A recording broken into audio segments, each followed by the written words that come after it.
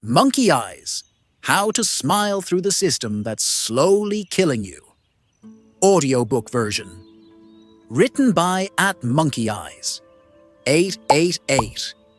Intro. Welcome to the zoo. So you woke up this morning feeling like a slightly bruised avocado, soft in all the wrong places, dark under the eyes, and mildly useless. Congratulations, you are now fully adapted to modern life. Let's talk about that life. Not the one you flex on Instagram with the perfect lighting and the latte art that looks like a leaf doing yoga. I mean the real one. The one where your bank account cries, your spine pops like bubble wrap when you stand, and your soul quietly questions if this is what your ancestors meant by a better future. You were born into a system so smooth, so polished, so brilliantly designed that you didn't even notice the cage. It's like IKEA furniture for the soul, shiny, easy to assemble, and completely useless after 6 months. But instead of instructions, you were given slogans. Follow your dreams. Work hard and succeed. You can be anything. Yeah? Tell that to your knees after a 14-hour shift. Tell that to your debit card when it gets declined buying toilet paper. You've heard of the American dream? This ain't it. This is the global nap. You're not dreaming, you're sedated. And what's worse, you're cheering for it. That's where Monkey Eyes comes in. Monkey Eyes is what you get when you finally blink through the bullshit and realize, wait a damn minute. Wait a minute, why do I work more than my parents and have less? Wait a minute, why does healthy food cost more than food that might actually be made of styrofoam? Wait a minute, why do I need permission to use land no one alive created? This book isn't here to tell you what to do. You're a grown adult who Googles symptoms at 3 a.m. and somehow ends up diagnosing yourself with a medieval curse. I respect that. No, this book is your mirror, but not the soft Instagram filter kind. This is the mirror in the public restroom with flickering lights and a sink that never stops dripping. The one that makes you ask, is that what I really look like? Yes, that's what you really look like. But the good news, now that you've opened your eyes, we can laugh about it, and then maybe, just maybe, start doing something about it. Welcome to Monkey Eyes. Keep your hands inside the ride. It's gonna get weird. Chapter 1. Must be nice to have one job. You ever meet someone who says, yeah, I just work one job, and your first reaction isn't admiration, it's suspicion. Like, one job? What are you? A trust fund baby? Did you win the lottery? Did your grandmother own land back when it was still affordable? Because in this modern economic masterpiece we're all trapped in, the idea of working just one job is up there with unicorns, honest politicians, and food that tastes good and doesn't give you diarrhea. Let's get real. The system is not broken. It's working exactly how it was designed. Just not for you. See, when inflation hits, and it always mysteriously hits during record corporate profits, it's not your fault. But somehow you're the one eating noodles for dinner, Googling how to cook eggs without eggs, while Jeff from Megacorp is busy buying his 4th yacht, shaped like a yacht.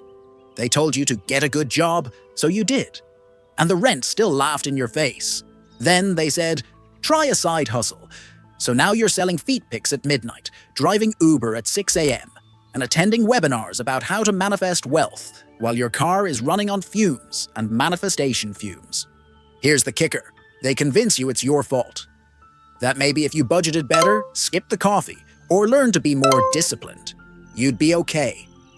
Oh, really? So let me get this straight.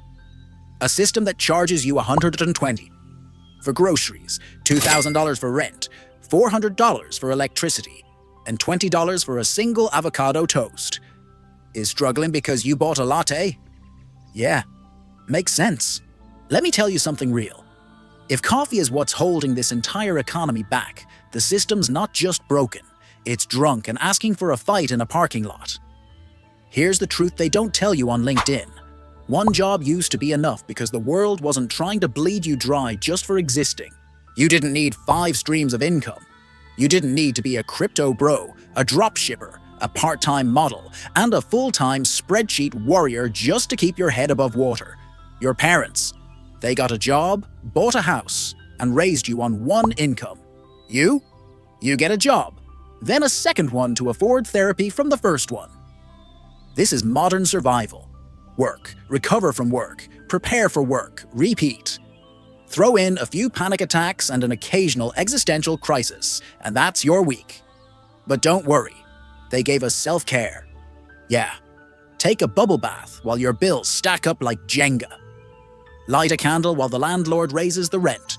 Do yoga while your car gets repossessed. Namaste, bitch. You know what used to be called self-care? Not being constantly exhausted. Look around. Everyone's tired. Not just sleepy tired, but soul tired, brain fogged, emotionally bankrupt. People are crying on their lunch breaks and pretending they have allergies. And it's not just you. It's designed to be this way.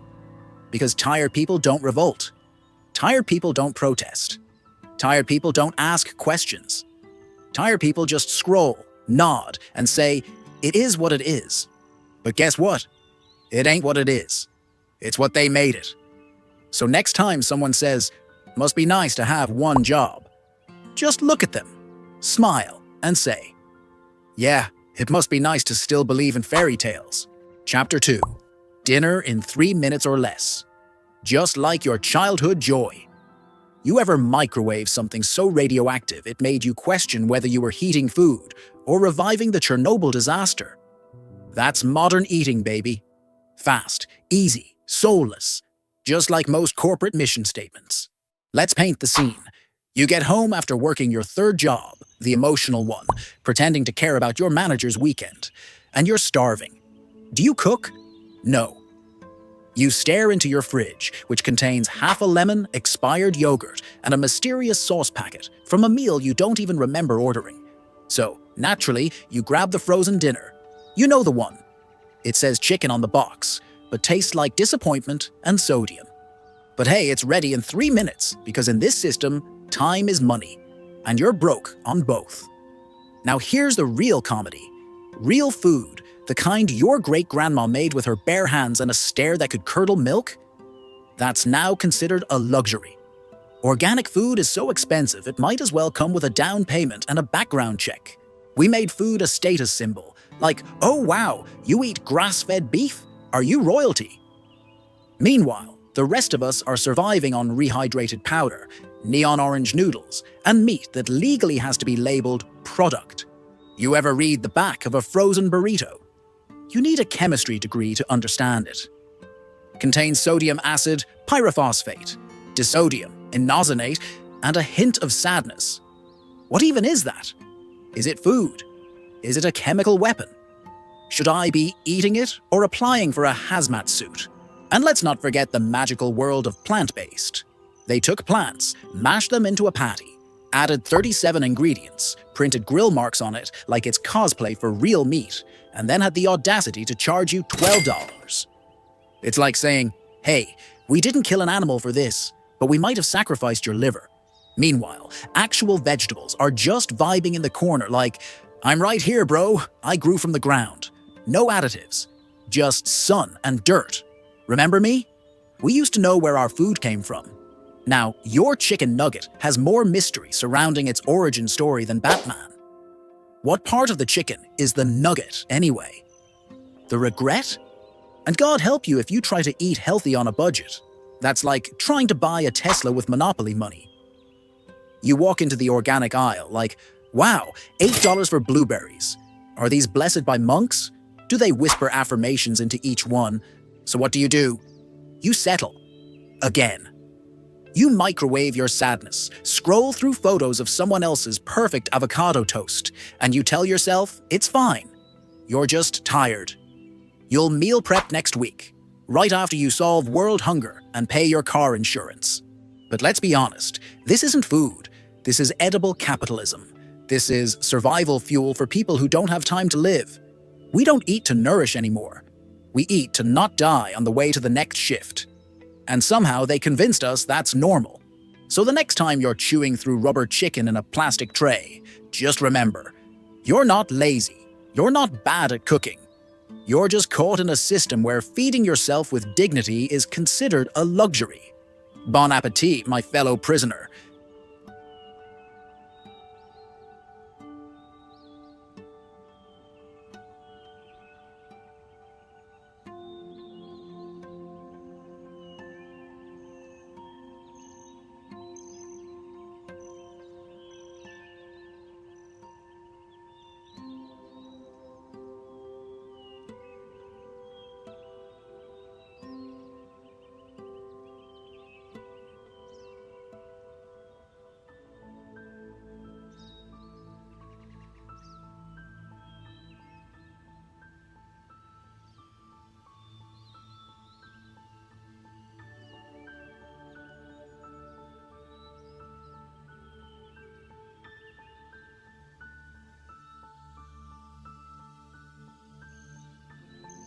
You like what you heard? Click the link below to access the full book.